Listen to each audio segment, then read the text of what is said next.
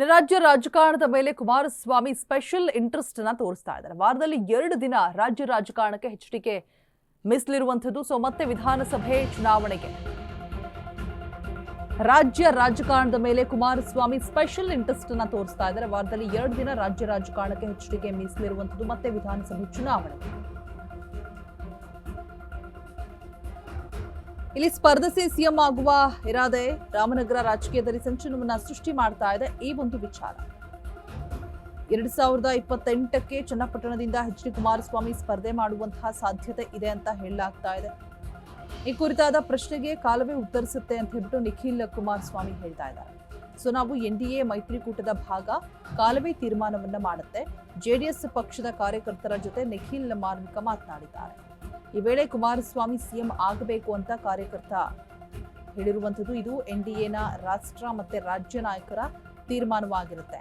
CM ಸ್ಥಾನದ ಬಗ್ಗೆ ನಿರ್ಧರಿಸೋದಕ್ಕೆ ಸಾಕಷ್ಟು ಟೈಮ್ ಇದೆ ಅಂತ ಹೇಳ್ಬಿಟ್ಟು ನಿಖಿಲ್ ಹೇಳಿರುವಂಥದ್ದು. ಸೊ ಮುಂದಿನ ಎಲೆಕ್ಷನ್ಗೆ ಎಚ್ಡಿಕೆ ಚನ್ನಪಟ್ಟಣದಿಂದಲೇ ಸ್ಪರ್ಧೆ ಮಾಡಬೇಕು. ಜೆಡಿಎಸ್ ಕಾರ್ಯಕರ್ತರು ಹಾಗೆ ಮುಖಂಡರಿಂದ ಒತ್ತಾಯಿಸಲಾಗ್ತಾ ಇದೆ.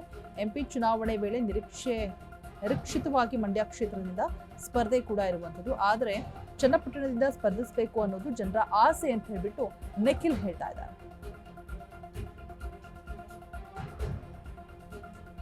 ಎರಡ್ 2028ಕ್ಕೆ ಚನ್ನಪಟ್ಟಣದಿಂದ ಎಚ್ಡಿಕೆ ಸ್ಪರ್ಧಿಸ್ತಾರ. ಹಾಗಿದ್ರೆ ಕಾಲವೇ ತೀರ್ಮಾನಿಸಲಿದೆ. ದಳ ಕಾರ್ಯಕರ್ತರಿಗೆ ನಿಖಿಲ್ ಮಾರ್ಮಿಕ ನುಡಿಯಾಡಿದ್ದಾರೆ.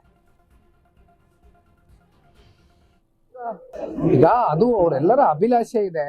ಈಗ ನೋಡಿ, ಕಳೆದ ಬಾರಿ ಏನಾಯ್ತು, ಈಗ ಸನ್ಮಾನ್ಯ ಕುಮಾರಣ್ಣ ಅವರು 23ರಲ್ಲಿ ಚನ್ನಪಟ್ಟಣದಿಂದ ಆಯ್ಕೆ ಆಗಿದ್ರು. ಅನಿರೀಕ್ಷಿತವಾದಂತ ಕಾಲ್ಗಟ್ಟದ ಒಂದು ಬೆಳವಣಿಗೆ. ಸಂಸತ್ ಚುನಾವಣೆ ಸಂದರ್ಭದಲ್ಲಿ ಮಂಡ್ಯದಲ್ಲಿ ಮತ್ತಿನ್ಯಾರು ಅಭ್ಯರ್ಥಿಗಳು ಕುಮಾರಣ್ಣ ಅವ್ರು ಬಿಟ್ರೆ ಬೇರೆ ಇನ್ಯಾರು ನಾವು ಒಪ್ಪೋದಿಲ್ಲ ಅಂತ ಆದಾಗ ಜಿಲ್ಲೆಯ ನಾಯಕರು ಮತ್ತೆ ಎಲ್ಲ ಕಾರ್ಯಕರ್ತ ಬಂಧುಗಳು ಅಲ್ಲಿ ಅವತ್ತಿನ ದಿನ ಅವ್ರು ತಲೆಬಾಗಿ ಹೋಗ್ಬೇಕಾದಂತ ಒಂದು ಸಂದಿಗ್ಧ ವಾತಾವರಣ ಸೃಷ್ಟಿಯಾಯಿತು. ಆ ಸಂದರ್ಭದಲ್ಲಿ ಮನೆಯಲ್ಲಿ ಕೂತು ಅನೇಕ ಸಂದರ್ಭದಲ್ಲಿ ನಮ್ಮ ಎಲ್ಲ ಮುಖಂಡರುಗಳು ಇದ್ದಾರೆ, ಕಾರ್ಯಕರ್ತರು, ಇವ್ರ ಜೊತೆ ಎಲ್ಲ ಕೂತು ಚರ್ಚೆ ಮಾಡಿ ಅಂತಿಮವಾಗಿ ನೋಡಿ, ನೀವು ಮತ್ತೆ ರಾಜ್ಯ ರಾಜಕಾರಣಕ್ಕೆ ಬರ್ತಕ್ಕಂಥದ್ದು ಒಂದಿನ ಆಗ್ಲೇಬೇಕಾಗ್ತದೆ. ಅಂತ ಸಂದರ್ಭದಲ್ಲಿ ಮತ್ತೆ ನೀವು ಮರು ಆಯ್ಕೆ ಚನ್ನಪಟ್ಟಣ ತಾಲೂಕ್ನ ನೀವೆಲ್ಲ ಕನ್ಸಿಡರ್ ಮಾಡಬೇಕು ಅಂತಕ್ಕಂಥದ್ದು ಒಂದು ಬೇಡಿಕೆಯನ್ನ ಈ ಭಾಗದ ಮುಖಂಡರುಗಳು ಇಟ್ಟಿರ್ತಕ್ಕಂಥದ್ದು ಸತ್ಯ. ಅದಕ್ಕೆ ನಾನು ಕೂಡ ಸಾಕ್ಷಿ ಇದ್ದೇನೆ. ಆದ್ರೆ ಅದು ಮುಂದಿನ ದಿನಗಳಲ್ಲಿ ಕಾಲ ಎಲ್ಲದಕ್ಕೂ ನಿರ್ಣಯ ಮಾಡುತ್ತೆ, ಉತ್ತರ ಕೊಡುತ್ತೆ. ಈಗ ಅದು ಅವರೆಲ್ಲರ ಅಭಿಲಾಷೆ ಇದೆ. ಈಗ ನೋಡಿ, ಕಳೆದ ಬಾರಿ ಏನಾಯ್ತು, ಈಗ ಸನ್ಮಾನ್ಯ ಕುಮಾರಣ್ಣ ಅವರು 23ರಲ್ಲಿ ಚನ್ನಪಟ್ಟಣದಿಂದ ಆಯ್ಕೆ ಆಗಿದ್ರು. ಅನಿರೀಕ್ಷಿತವಾದಂತ ಕಾಲ್ಗಟ್ಟದ ಒಂದು ಬೆಳವಣಿಗೆ. ಸಂಸತ್ ಚುನಾವಣೆ ಸಂದರ್ಭದಲ್ಲಿ ಮಂಡ್ಯದಲ್ಲಿ ಮತ್ತಿನ್ಯಾರು ಅಭ್ಯರ್ಥಿಗಳು ಕುಮಾರಣ್ಣ ಅವ್ರು ಬಿಟ್ರೆ ಬೇರೆ ಇನ್ಯಾರು ನಾವು ಒಪ್ಪೋದಿಲ್ಲ ಅಂತ ಆದಾಗ ಜಿಲ್ಲೆಯ ನಾಯಕರು ಮತ್ತೆ ಎಲ್ಲ ಕಾರ್ಯಕರ್ತ ಬಂಧುಗಳು ಅಲ್ಲಿ ಅವತ್ತಿನ ದಿನ ಅವ್ರು ತಲೆಬಾಗಿ ಹೋಗ್ಬೇಕಾದಂತ ಒಂದು ಸಂದಿಗ್ಧ ವಾತಾವರಣ ಸೃಷ್ಟಿಯಾಯಿತು.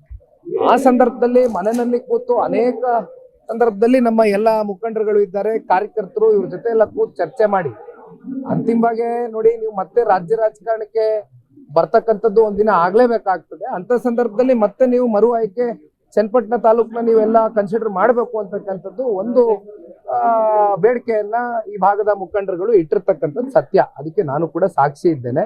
ಆದ್ರೆ ಅದು ಮುಂದಿನ ದಿನಗಳಲ್ಲಿ ಕಾಲ ಎಲ್ಲದಕ್ಕೂ ನಿರ್ಣಯ ಮಾಡುತ್ತೆ, ಉತ್ತರ ಕೊಡುತ್ತೆ.